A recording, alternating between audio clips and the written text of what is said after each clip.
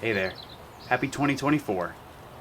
The end of 2023 marks my first full year of bird watching. Here, you'll see a showcase of my favorite birding experiences, things I've learned over this year, and at the end, I'll tally up my bird species list for the year, with my top 3 favorite species I saw this year.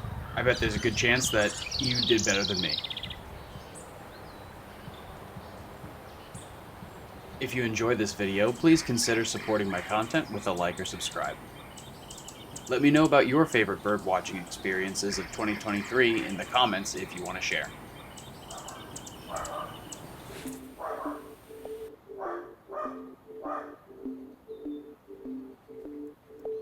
This last year took me to different parts of the United States. Some locations were more exotic than others. Here in San Diego, I spent most of the time practicing my photography skills. I saw some usual Southern California suspects like the black phoebe and yellow-rumped warbler, along with many others.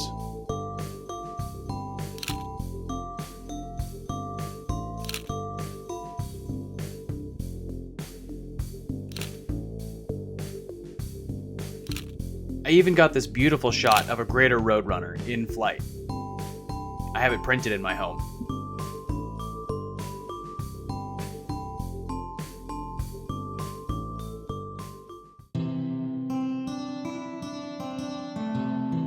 Another place I visited was in the Mojave Desert, in an area called Marino Valley.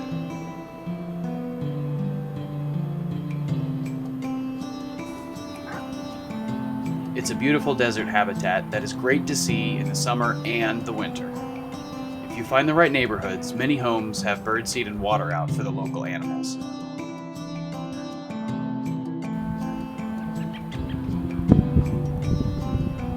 Here in the summer, we were approached by a roadrunner. There were 2 juveniles nearby us that weekend.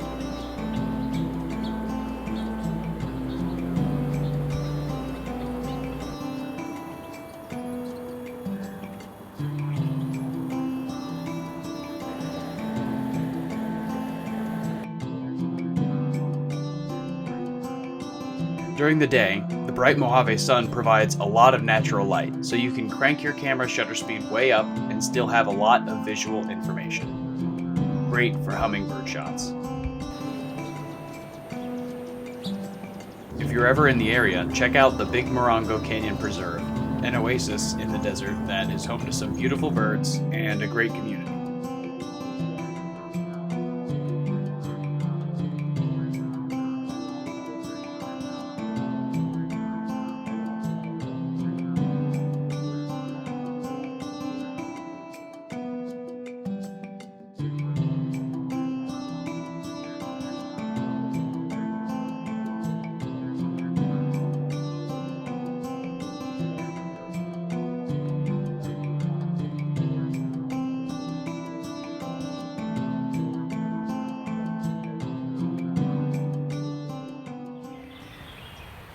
Now this year I was on a botanical garden kick.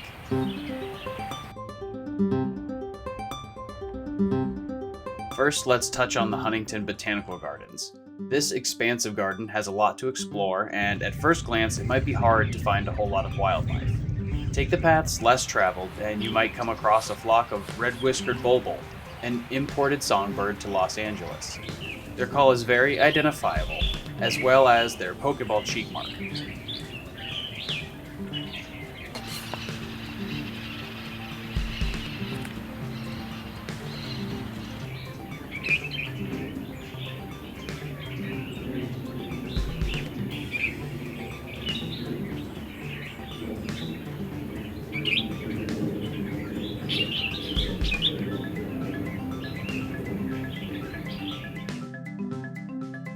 Also, while it's down a steep hill, I recommend the Desert Garden. Here, you'll find a flurry of hummingbird activity. If you're in the Los Angeles, Pasadena area, check it out. Tickets are available on their website.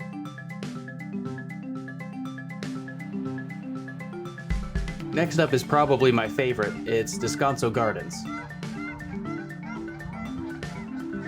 Located near the San Gabriel Mountains, It begins with the Rose Gardens, ancient forest and lake, before sloping upward into different themed forests. Every time I visit Descanso, it feels like I discover a new path, with more plants and animals to be discovered.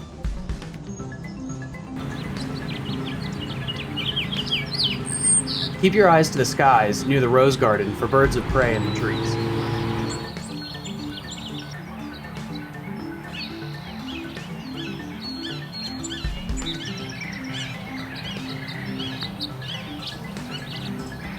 You can also find all sorts of ground feeders amongst the roses, sometimes bluebirds, mostly finches and sparrows.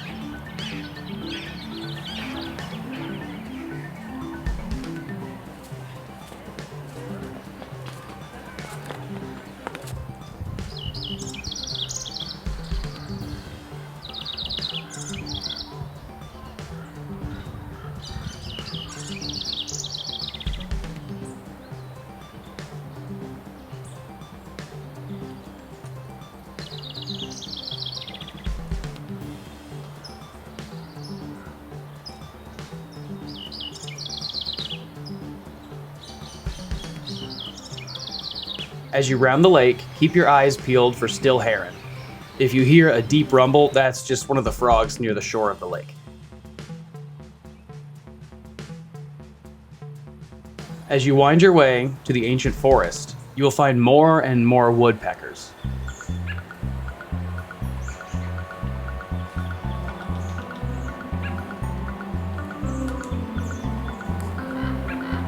And lastly, don't be fooled by beeping squirrels.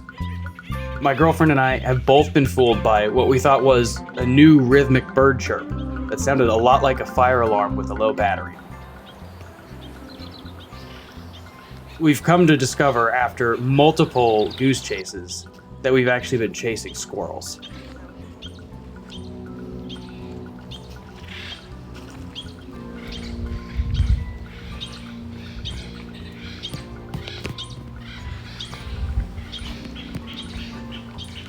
I see a squirrel.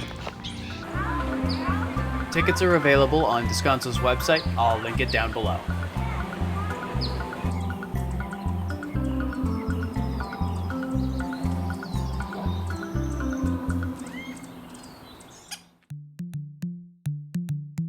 I even capture a lot of great footage from the comfort of my own home.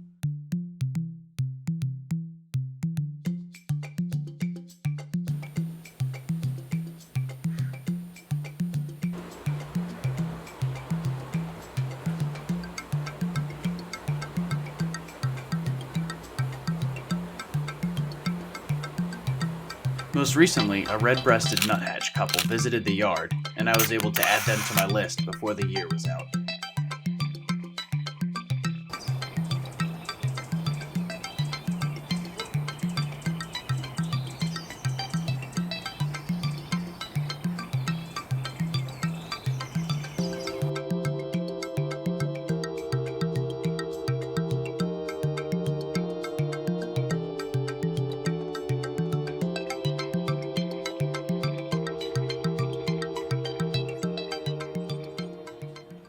Okay, so before I reveal my list, I want to go over my favorite 3 experiences this year.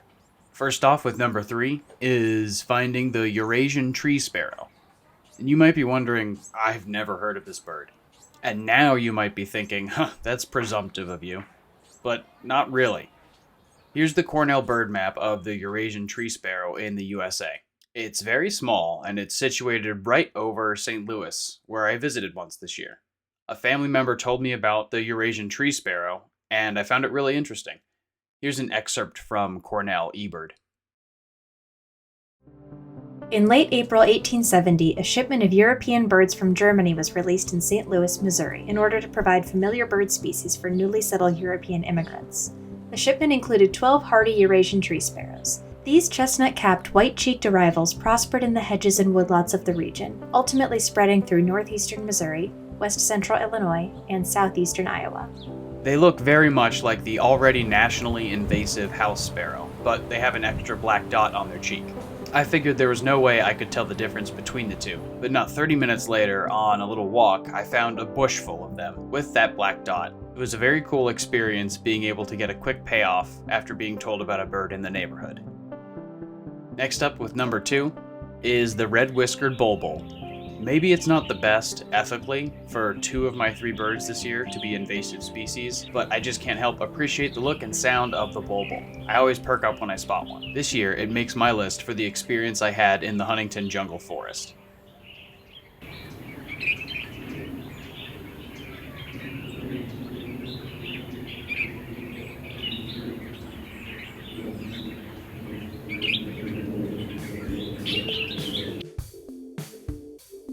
Finally, number 1 on my list is the great horned owl.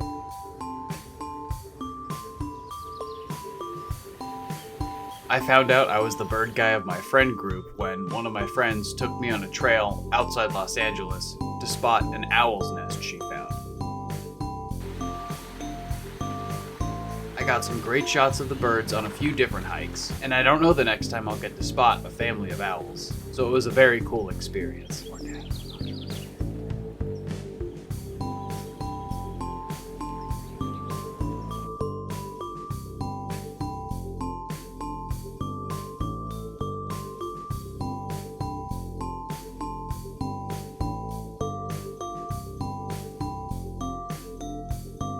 With my top 3 species out of the way, let's get down to the totals. Using my recorded eBird statistics this year, I logged 26 bird watching sessions that totaled over 27 hours and 28 miles long. In 2023, I saw 72 different species of birds. Now, that may not seem like a lot, and I think that's because you're right. I feel like there were more opportunities this year for me to log what I saw around me, then maybe I wouldn't have such a low number right now. I mean, heck, there are bird watching sites in the USA that you can go and see more species than I saw this whole year. Also, I'm sure I missed logging some.